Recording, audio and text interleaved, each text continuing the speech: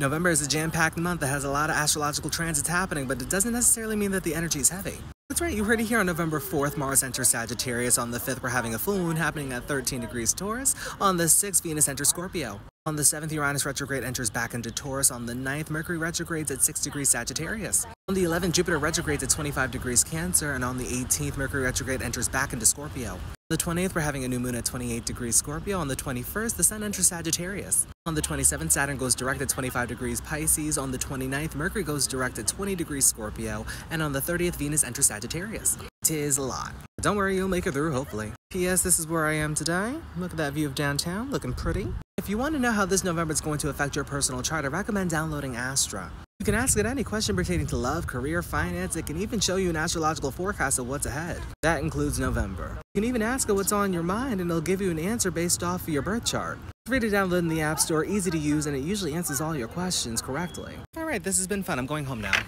For Aries, the majority of the transits are happening between your 8th house of deep healing, transformation going below the surface, examining the darker aspects of life as well as making peace with your past, and your 9th house of belief, philosophy, creating the life that you want for yourself, finding the meaning of life, higher education and knowledge, travel, luck, opportunity, and spiritual practice. November is essentially asking you what do you need to let go of in order for the manifestations that you're asking for to come in. Of course, we don't want to rush to take action towards our manifestations. We want to take a calm and steady approach, and it'll help you to keep up with your affirmations, I am, I have, I will. Now, just to note, this is not the month to be intimate and vulnerable with everybody. And also keep in mind that people can only meet you to the level at which they met themselves. Now, another area of focus in the month of November will be your 2nd house of worth and value, establishing the 2 material security as well as giving back to yourself through self-replenishment. With the full moon and Uranus retrograding back into your 2nd house, you do need to watch your spending. Money can come and go quite frivolously, but you can utilize your unconventionality to build multiple sources of income for yourself, in which overall can lead to financial and emotional fulfillment. Now, do expect November to be more spiritual as Jupiter's going retrograde in your 4th house and Saturn's going direct in your 12th. Spending time by yourself to better understand your unconscious qualities can lead to mastery within your spiritual development journey, and reflecting on what makes you feel emotionally safe can lead to fulfillment. Overall, let your intuition serve as a guidance. For Taurus, the majority of the transits are happening between your 7th house of relationships, partnerships, interpersonal connection, business contracts, marriage and union sold separately, results may vary, call now,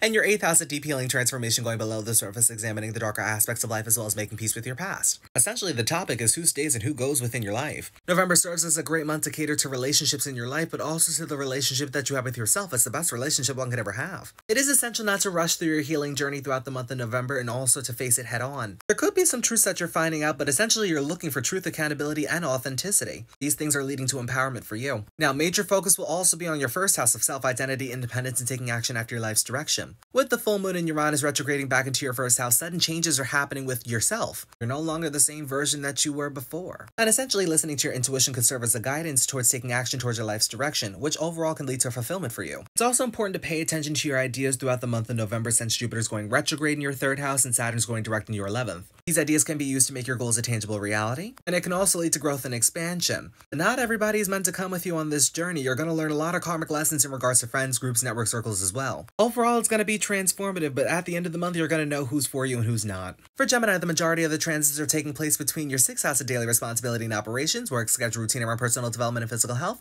and your 7th house of relationships, partnerships, interpersonal connection, business contracts. 333's on my clock. Your spirit guides are asking who's going to serve as a benefit on your personal development journey and who's not. While you'll have energy, motivation, and drive towards relationships, it's not the time to rush into relationships or rush out of relationships either. The same could be said with business dealings. If not careful, it could lead to setbacks, obstacles, delays as well. There is value within being of service to yourself throughout the month of November, just as long as we're not being too over-obsessive with it. Look. Now, major focus will also be on your 12th house of spiritual development and liberation, your connection to source, deepening it if it already exists, trusting in the unknown, going with the flow as well as karmic dealings. With the full moon and Uranus retrograding in your 12th house, you may have an unconventional approach to your spiritual development journey. It is really important to let your intuition serve as a guidance to see what it's going to be for you and what's not for you, but also set up energetic boundaries too. That way you're not taking on other people's energy that's not yours. Career, finances, worth, and value will also serve as importance for you in the month of November as Saturn's going direct in your 10th house and Jupiter's going retrograde in your 2nd. Do watch for frivolous spending and also ask yourself, who are you giving your energy, time, and space to that are not reciprocating the energy back to you? Gotta give them the chop so you don't flop. Because if not careful, that can have an impact impact on your career. And honey, you need the management terms to upkeep that consistency, structure, organization, you already know. Overall, who's catering to your growth, expansion, and personal development, who's not? For Cancer, the majority of the transits are happening between your 6th house of daily responsibility and operation, work schedule, routine around personal development and physical health,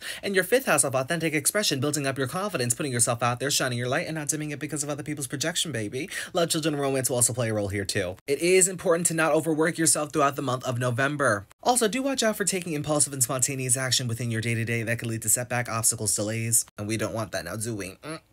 But there is value within expressing yourself authentically, and there's power there too. Now, major focus will also be on your 11th house of friends, groups, networks, organizations, and the execution of your future endeavors. With the full moon in Uranus retrograding back into your 11th house, letting your intuition serve as a guidance to turn your goals into a tangible reality will lead to fulfillment for you. Also, pay attention to your ideas are quite innovative during this time. Now, sudden changes could happen to friends, groups, and network circles, so be aware. Lastly, throughout the month of November, you could start to see your manifestations come into fruition with Saturn going direct in your 9th house and Jupiter retrograding in your 1st. All throughout September and October, you've been shown the reality of what your manifestations are going to come with. And now it's time for the manifestations to come into the picture to see if you can maintain it. Overall, the month of November is showing you how your expression can lead to overall growth, expansion, and personal development. For all the signs, be sure to pay attention to any personal placements as well as aspects being made. Other signs are in the other videos.